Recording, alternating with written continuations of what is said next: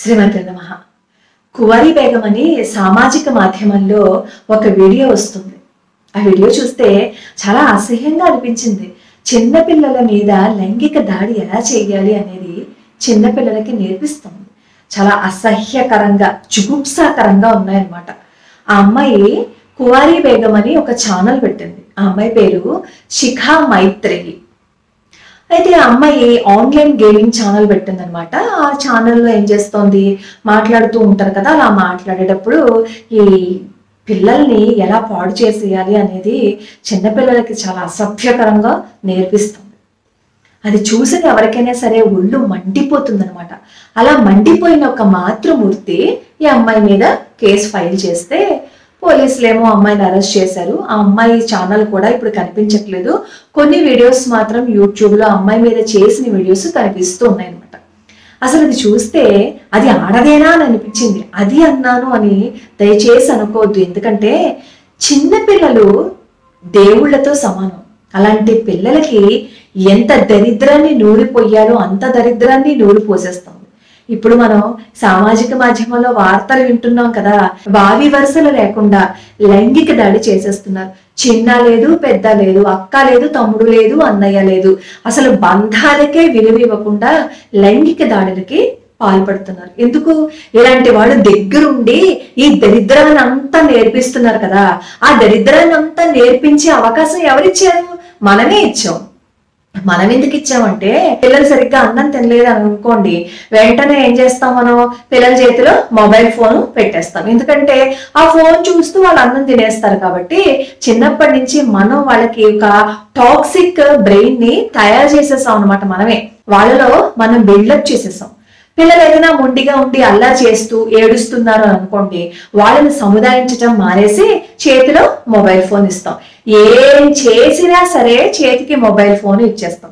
దీనికి తోడు స్కూల్స్ లో కూడా ఇప్పుడు ఏం చేస్తున్నారు, వర్క్ అంతా కూడా మీ వాట్సాప్ మెసేజ్లకి పెట్టేస్తున్నాం అని చెప్తున్నారు. వాట్సాప్ లకి ఏమో ఈ వర్క్ అంతా పెట్టేస్తున్నారు. ఈ వాట్సాప్ లకి పెట్టడం వల్ల ఇంటికి వచ్చిన పిల్లలు ఏం చేస్తారు, వాట్సాప్ లకి ఏమో మెసేజ్లు పెట్టారు, మేము వర్క్ చేసుకోవాలి, సెల్ ఫోన్ ఇవ్వండి అని చెప్పి తీసుకుంటారు. తీసుకుని కొంచెం సేపు ఆడుకుంటారు, కొంచెం సేపు వర్క్ చేసుకుంటూ ఉంటారు.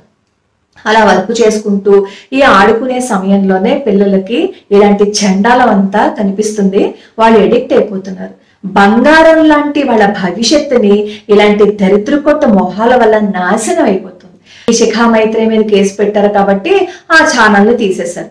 ఇలాంటి వాళ్ళు ఇంకెంతమంది ఉన్నారో మనకేం తెలుసు. పిల్లలు ఆన్లైన్ గేమింగ్ లో ఆడుకుంటున్నప్పుడు వాళ్ళు ఆడుకుంటున్నారు కదా అని మనం వదిలేస్తాము. ఎందుకంటే మనం మన పని పూర్తయిపోవాలి, మన ఇంట్లో ఏదైనా పని ఉన్నప్పుడు అవంతా సక్రమంగా జరిగిపోవాలి అంటే పిల్లలకి ఏం చేయాలి, సెల్ ఫోన్ ఇచ్చేయాలి. అలా సెల్ ఫోన్ ఇచ్చాము అనుకోండి, మన జోలికి వాళ్ళు రారు కాబట్టి హాయిగా చక్కగా మనం మన పనిని పూర్తి చేసేసుకోవచ్చు. అలా మనమే మన పిల్లల్ని అడ్డదారిలో వెళ్ళేలాగా చేసుకుంటున్నాం. ఇలా అన్నానని దయచేసి బాధపడద్దు. ఎందుకంటే సహజంగా ప్రతి వాళ్ళు చేసే పనే. అయితే ఇప్పుడు అంటారు మీరు, మరి మొబైల్ ఫోన్ ఇవ్వకుండా ఎలా అండి, వర్కులు అవి కూడా పిల్లలకి స్కూల్ నుంచి ఈ వాట్సాప్ మెసేజ్లోనే పెడుతున్నారు కదా, ఇవ్వకపోతే ఎలాగా అని అడుగుతారు. ఇవ్వాలి, కానీ అట్ ద సేమ్ టైం మనం కూడా పిల్లలు ఏం చేస్తున్నారు అని చెప్పి గమనించుకుంటూ ఉండాలి. 24 గంటలు చూసుకుంటూ ఉన్నాము అని అనుకోండి, పొట్లకాయకి చిన్నప్పుడే ఈ పందిరికి ఉన్నప్పుడు కాస్త ఇలా ఇలా ఇలా వంకరలు తిరుక్కుంటూ వస్తుంది. కింద రాయి పెట్టామనుకోండి, అప్పుడు ఏమవుతుంది, స్ట్రైట్ గా అవుతుంది. చిన్నప్పటి నుంచే మనం మన పిల్లలకి మంచి చెడు విచక్షణ జ్ఞానాన్ని చెప్పామనుకోండి, పెద్ద అయిన తర్వాత వాళ్ళు హాయిగా చక్కగా ఉంటారు పిల్లలు. కానీ మనకి తీరిక లేక మనం ఏం చేస్తున్నాం అంటే మొబైల్ ఫోన్ వాళ్ళ చేతిలోకి ఇచ్చేస్తున్నాం. సరే, నేను నా పిల్లలకి మొబైల్ ఫోన్ ఇవ్వకుండానే పెంచాను. మీకు ఆశ్చర్యం అనిపించినా సరే నిజంగానే అలాగే పెంచాను. పిల్లలు చదువుకునేటప్పుడు నేను టీవీ చూసేదాన్ని కాదు, అస్సలు టీవీ పెట్టేదాన్నే కాదనమాట. పిల్లలు ఎప్పుడైనా సరే ఏదైనా గేమింగ్ చూసుకోవాలన్నా, ఆటలు ఆడుకోవాలనుకున్నా, లేదు అంటే ఈ టామ్ అండ్ జెర్రీ చూడాలి అన్నా టీవీలో మాత్రమే పెట్టేదాన్ని. ఎప్పుడు నేను మొబైల్ పిల్లల చేతికి ఇవ్వలేదు. మా ఇంట్లో కంప్యూటర్ కొనాలి అని అనుకున్నాం పిల్లలు చిన్నప్పుడు అనమాట. అయితే మా వారన్నారు, వద్దు కంప్యూటర్ కొనద్దు, పిల్లలు పాడైపోతారు, ఎందుకంటే ఆ నెట్ లో లేనిపోనివన్నీ వస్తూ ఉంటాయి, పిల్లల భవిష్యత్తుని మనమే నాశనం చేసినట్లు ఉంటుంది, వద్దు అన్నారు. అప్పుడు నేను మా వారికి హామీ ఇచ్చాను అనమాట, పిల్లలు ఎటువంటి పరిస్థితుల్లోనూ పాడవరు, పిల్లల్ని చక్కగా తీర్చిదిద్దుకునే బాధ్యత నాది, కాబట్టి నేను కంప్యూటర్ తీసుకోవాలని నేను అనుకుంటున్నాను, మీరు ఒప్పుకోండి అన్నాను. సరే ఆయన ఒప్పుకున్నారు. మా తమ్ముడేమో కంప్యూటర్ పంపించాడు అనమాట. అలా చిన్నప్పుడే నేను కంప్యూటర్ తీసుకుని పిల్లలకి ఏం చేసేదాన్ని అంటే, అప్పట్లో ఈ నెట్ కనెక్షన్స్ అవి ఉండేవి కాదు, డాంగిల్ వచ్చేది. ఆ డాంగిల్ పెడితే అది బహుశా 500 రూపాయలు 600 రూపాయలు నెలకి. చివరి వరకు అంటే 29 రోజులు వాడేసిన తర్వాత ఏం చేసేదాన్ని అంటే 30 రోజు కూర్చుని ప్రపంచంలోని 7 వింతలు ఇలా మంచి మంచివి చూపించేదాన్ని అనమాట పిల్లలకి. ఈ 30 రోజులు ఏం చేసేదాన్ని, పిల్లలకి చదువుకునేటప్పుడు వాళ్ళకి కావాల్సినవి ఏంటి, వాళ్ళు ఏం రాసుకుంటారు, ఏం చదువుకుంటారు, వాళ్ళకి ఏ పేపర్స్ డౌన్లోడ్ చేయాలి, ఇవన్నీ వాళ్ళకి ఏ క్లాస్ కి సంబంధించి అవన్నీ డౌన్లోడ్ చేసుకుని ఉంచుకునేదాన్ని అనమాట. పిల్లలు స్కూల్ నుంచి ఇంటికి వచ్చేలోపే నేను ఇంట్లో పనంతా పూర్తి చేసేసుకునేదాన్ని.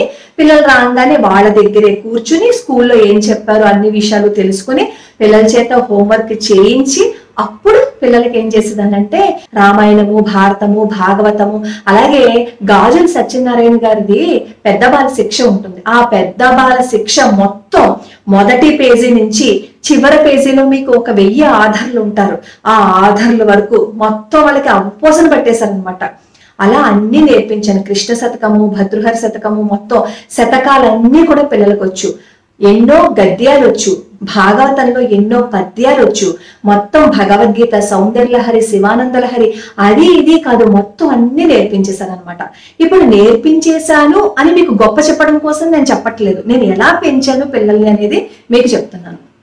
ఇలా ఆధ్యాత్మికంగా ఎలా అయితే పిల్లల్ని ఒక లైన్ లోకి తీసుకువెళ్తున్నానో అట్ ద సేమ్ టైం ఏం చేసేదాన్ని అంటే ఈ జీకే, కరెంట్ అఫైర్స్ ఇవన్నీ కూడా పిల్లలకి చెప్పేదాన్ని. దాంతో బయట ఎక్కడైనా కాంపిటీషన్స్ జరిగాయి అని అనుకోండి, పిల్లలు వెళ్తే అమ్మో వీళ్ళు వచ్చారు కదా, మాది కాదు ఇంకా ప్రైజు, వాళ్ళదే అనే స్థితికి వచ్చేసారు. ఏదైనా సరే జనరల్ నాలెడ్జ్ కి సంబంధించిన పోటీ జరుగుతుంది అనుకోండి, వీళ్ళు వెళ్ళారనుకోండి, వీళ్ళున్న గ్రూపు గెలిచేసేది. అలాగే భగవద్గీత కాంపిటీషన్ జరుగుతుంది అనుకోండి, వీళ్ళు వెళ్ళారనుకోండి, వీళ్ళలో అంటే లలిత పార్టిసిపేట్ చేసిన గ్రూప్ లో లలితకి, పెద్దోడు పార్టిసిపేట్ చేసిన దానికి పెద్దోడికి, చిన్నోడు పార్టిసిపేట్ చేసిన దానికి చిన్నోడికి, ఇలా ముగ్గురు దేంట్లో పార్టిసిపేట్ చేస్తే అలా వీళ్ళు గెలుచుకుని వచ్చేసేవారు అనమాట. అలా ఇటు ఆధ్యాత్మికంగాను ఇటు ఈ జీకే అవన్నీ నేర్పుతూ చదువులో కూడా నేను పిల్లల్ని అలాగే చదివించుకున్నాను. అలా అంటే మీరు అంటారు మీకు అన్ని వచ్చు కాబట్టి మీరు చదివించుకున్నారేమో అంటారు. నేను కూడా ఎంకామే చదువుకున్నాను, నాకు సైన్స్ అనేది తెలియదు. నేను కూడా పిల్లలకి చెప్పేటప్పుడు ఏం చేసేదాన్ని అంటే నేను నేర్చుకునేదాన్ని అనమాట. పిల్లలు స్కూల్కి వెళ్ళినప్పుడు దానికి సంబంధించిన పాఠం తీసి అది చదువుకుని పిల్లలకి సాయంత్రం వచ్చేసరికి ఆ సాయంత్రం పిల్లలకి నేర్పించాను. అలాగే మాకు కర్ణాటక ట్రాన్స్ఫర్ అయింది. కర్ణాటక ట్రాన్స్ఫర్ అయిందని తెలిసినప్పుడు ముందు నేనేం చేశాను తెలుసా, నేర్చుకున్నాను. అసలు పిల్లలకి ఎలా చెప్పాలని నేను నేర్చుకున్నాను. స్కూల్కి వెళ్ళి ఆ పుస్తకాల్లో నాకు తెలిసినంత వరకు చదువుకుని ఎక్కడెక్కడ డౌట్లు ఉన్నాయో అండర్లైన్ చేసుకుని తెలుగులో రాసుకుని ఇంటికి వచ్చి పిల్లలకి నేను కన్నడలో పాఠాలు చెప్పాను అనమాట. అలా వాళ్ళని తీర్చిదిద్దుకున్నాను. అలా తీర్చిదిద్దుకునే సమయంలో పిల్లలు ఎప్పుడైనా సరే బోర్ ఫీల్ అవుతూ ఏమైనా బాధపడతారేమో అని చెప్పి టీవీ పెట్టనా అంటే పిల్లలు ఏం చెప్పేవారు అంటే లేదమ్మా రామాయణం చెప్పు, భాగవతం చెప్పు, ఆ కథ చెప్పు, ఈ కథ చెప్పు అనేవారు. అలాగే మా వారు కూడా ఆఫీస్ నుంచి వచ్చిన తర్వాత వీళ్ళతో క్యారమ్స్ ఆడడం అని, ఇలా బాల్ ఆడడం అని, క్రికెట్ ఆడడం అని చెప్పి ఇలా పిల్లలతోటి ఎంగేజ్ అయ్యేవాళ్ళం అనమాట. అప్పుడు పిల్లలకి దృష్టి టీవీ మీద వెళ్ళేది కాదు. టీవీ చూడాలని, లేదు అంటే ఒక గేమ్ ఆడాలని, లేదు అంటే ఇంకొక ఫంక్షన్స్ కి వెళ్ళాలని, ఫ్రెండ్స్ ఇంటికి వెళ్ళాలని, వేరే చోటకి వెళ్ళాలని ఆ ధ్యాస ఉండేది కాదనమాట. ఎంతసేపు ఇవి చదువుకోవటం, ఆడుకోవటం, ఏదైనా కాంపిటీషన్స్ ఉంటే ఆ కాంపిటీషన్స్ కి వెళ్ళడం, ఇలా జరిగేది. అసలు ముగ్గురిని మేమేం పెద్ద పెద్ద కాలేజెస్ లో వేసి అసలు చదివించలేదు. నేను ఎలా తర్పిదిచ్చుకున్నాను అంటే 10th క్లాస్ వరకు మా అబ్బాయి మా ఇంట్లోనే చదువుకున్నాడు. ఆ 10th క్లాస్ వరకు చదువుకునేటప్పుడు నేను ఏం చేశాను అంటే ఏవైతే పేపర్లు ఉంటాయో వాడికి సంబంధించి ఆర్కే అగర్వాల్ అని బుక్స్ అన్ని ఉంటాయి కదా, క్వాంటిటేటివ్ ఆప్టిట్యూడ్, అలాగే జనరల్ ఇంగ్లీషు, ఆబ్జెక్టివ్ మ్యాథమెటిక్స్, ఇవన్నీ రీజనింగ్, ఇవన్నీ బుక్స్ నెట్ నుంచే డౌన్లోడ్ చేసుకుని వాటిని కూర్చోపెట్టి నేర్పించేదాన్ని అనమాట. అలా నేర్పించడం వల్ల ఏమైంది, వీడు ఏ కాంపిటేటివ్ ఎగ్జామ్కి వెళ్ళినంటే ఫిడ్జీకి వెళ్ళినా ఈ ప్రైవేట్ సంస్థలు ఏ ఎగ్జామ్ పెట్టినా సరే వీడికే ఫస్ట్ వచ్చేది. వాళ్ళేమో వీడిని తీసుకువెళ్ళి మేము ఉచితంగా చదివిస్తామని చెప్పి అనేవారు. అలా వీడు ఉచితంగా చదువుకున్నాడు అనమాట. ఉచితంగా చదువుకున్నాడు అంటే పైసా ఖర్చు పెట్టలేకుండా చదువుకున్నాడేమో అని అనుకుంటారేమో. దాని వెనకాల నేను పడిన కష్టం చాలా ఉంది. అలా కష్టపడడం వల్ల ఈ రోజు పిల్లలు చక్కగా ఒక మంచి స్థితిలో ఉన్నారు. ఇప్పుడు ఇది ఎందుకు చెప్తున్నాను అంటే, సెల్ ఫోన్ ఇవ్వకపోయినా సరే మనం పిల్లల్ని పెంచొచ్చు, మనం పిల్లల్ని జాగ్రత్తగా చూసుకోవచ్చు. ఆ సెల్ ఫోన్ ఇవ్వలేదు అని అనుకోండి, పిల్లలకి మనకి మధ్య ఇంటరాక్షన్ చాలా బాగా పెరుగుతుంది. ఈ రోజుకి పిల్లలు మంచైనా చెడైనా చెప్పచ్చు చెప్పకూడదని ఏమి ఉండవు, మొత్తం అన్ని నాతో షేర్ చేస్తారు. ఒక్క విషయం కూడా దాచిపెట్టింది ఏదీ లేదనమాట. ఈ రోజు వాళ్ళతో నేను వెనక ఉండవలసిన అవసరం లేదు. వాళ్ళకి హాయిగా ఈ సెల్ ఫోన్స్ ఇచ్చేసిన వాళ్ళు చాలా జాగ్రత్తగానే సద్వినియోగపరుచుకుంటారని నాకు తెలుసు. ఎందుకంటే నేను పిల్లలకి చిన్నప్పటి నుంచి ఏం చేశాను అంటే, గరుడ పురాణం ఒకటి చెప్పాను, భాగవతం, రామాయణం, భారతం ఇవన్నీ నేను చదివి పిల్లల్ని కూర్చోపెట్టి నాకు అర్థం కానివన్నీ అండర్లైన్ చేసి మళ్ళీ వాటిని రెండోసారి చదివి పిల్లలకి చెప్పానమాట. అలా 1-2 సంవత్సరాలు చేయలేదు, నేను దాదాపుగా 25 ఏళ్ల పాటు నేను అలా కష్టపడి పిల్లల్ని చదివించుకుని వచ్చాను. ఈ రోజు చక్కగా మంచి స్థితిలో ఉన్నారు. మంచి ఏది చెడేంటి వాళ్ళకి తెలుసు. పైగా ఇప్పుడు నేను ఏదైనా సరే గబుక్కని ఏదైనా అన్నాను అనుకోండి, అమ్మ నువ్వే కదా అలా చెప్పావు అని చెప్పి నాకు కూడా చెప్తారనమాట. అందుకని దయచేసి మన జీవితం అయిపోయింది, ఇంకా మనం ఈ సంతోషం కావాలి ఆ సంతోషం కావాలి అని అనుకోకర్లేదు. ఇప్పుడు మన బ్రతుకంతా పిల్లల కోసమే కదా. ఆ పిల్లల జీవితం బాగుండాలి అంటే మనం కొన్ని సాక్రిఫైస్ చెయ్యక తప్పదు. కొన్ని త్యాగం చేసేస్తేనే పిల్లలు అద్భుతమైన స్థితిలోకి వెళ్తారు. దయచేసి ఫోన్స్ ఇవ్వకండి. ఫోన్స్ ఒకవేళ ఇచ్చినా సరే మీరు వెనకాల నుంచి చూస్తూ ఉండండి. అలా చూస్తూ ఉన్నారు అని అనుకోండి, పిల్లలకి అమ్మ వచ్చి చూస్తుంది అని ఒక ధ్యాస ఉంటుంది. కాబట్టి వాళ్ళు వేరే సైట్లలోకి వెళ్ళి చూడడానికి ప్రయత్నించరు. అలాగే ఇంకొక పని ద్వారా కూడా ఈ సెల్ ఫోన్స్ ఇవ్వడం మనం అవాయిడ్ చేయొచ్చు. అది ఎలా అంటే, డెస్క్ టాప్ ఒకటి తీసుకోండి, ల్యాప్టాప్ కాకుండా. డెస్క్ టాప్ తీసుకుని మీరు హాల్లో పెట్టుకున్నారు అని అనుకోండి, వాట్సాప్ మనకి సెల్లోనూ వస్తుంది. ఇదే వాట్సాప్ మనం డెస్క్ టాప్ లో కూడా పెట్టచ్చు. డెస్క్ టాప్ లో పెట్టాము అని అనుకోండి, అప్పుడు ఏం చేస్తాం, మనం హాల్లో అందరం తిరుగుతూ ఉంటాం కదా, వాళ్ళు ఆ వాట్సాప్ ను ఓపెన్ చేసుకుని అక్కడి నుంచి వాళ్ళు నోట్స్ రాసుకోవడము, స్కూల్ కి సంబంధించిన ఆర్టికల్స్ ఏమైనా కావాలి అని అనుకుంటే దాన్ని ఓపెన్ చేసి వాళ్ళు చదువుకోవటము జరుగుతుంది. ఎప్పుడైతే సెల్ ఫోన్ వాళ్ళకి ఇచ్చేసామో చేతికి, ఆ చేతిలో వాళ్ళకి ఉండడం వల్ల వాళ్ళు ఖచ్చితంగా స్క్రోల్ చేస్తారు. అదే డెస్క్ టాప్ అని అనుకోండి, వాళ్ళు స్క్రోల్ చేసిన వెంటనే మనకు అర్థం అవుతుంది, ఏంటి అది చూస్తున్నావు అని చెప్పి మనం పిల్లల్ని కాస్త కేకలేయచ్చు.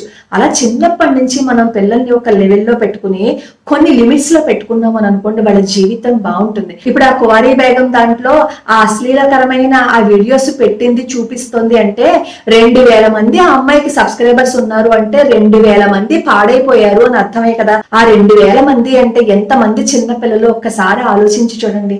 దయచేసి మనమే తప్పు చేస్తున్నాం. ఎవరో ఏదో చేస్తున్నారు అంటే దానికి కారణం ఎవరు? మనమే.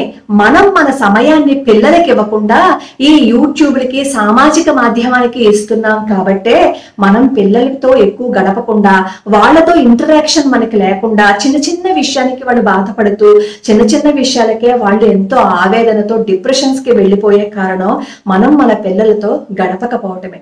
ఈ కువారీ బేగం మీదంటే ఈ రోజు కేసు పెట్టారు, పోలీసులు తీసుకువెళ్లారు, ఏదో జరిగిపోతుంది. నెక్స్ట్ ఇంకో కువారీ బేగం రాదా, ఆ తర్వాత ఇంకొకళ్ళు రారా, ఇలాంటి వాళ్ళందరినీ పట్టుకుని ఎంతమందిని తీసుకెళ్లి జైల్లో పెడతారు? వాళ్ళని జైల్లో పెట్టడం కాదు, మన మనసుని జైల్లో పెట్టుకోవాలి. మన పిల్లల మనసుని జైల్లో పెట్టినట్టుగా ఉంచాలి. అలా పిల్లల్ని పట్టుకోవాలి, కానీ పట్టుకున్నట్టు వాళ్ళకి తెలియకూడదు. వదిలేయాలి, కానీ పూర్తిగా మనం పిల్లల్ని వదిలేయకూడదు. అలా పిల్లల్ని కంటికి రెప్పలా కాపాడుకున్నాం అని అనుకోండి, ఈ కువారీ బేగం ఏంటి, దీనికి సంబంధించిన వాళ్ళు ఇలాంటి వాళ్ళు ఎంత మంది వచ్చినా సరే పిల్లల జీవితాన్ని పాడు చేయలేరు. ఈ వీడియో కనుక మీకు ఉపయోగపడింది అనుకోండి, అంతకంటే నాకు కావాల్సింది ఏం లేదు. లోకా సమస్త సుఖినో భవంతు, సర్వే జనా సుఖినో భవంతు.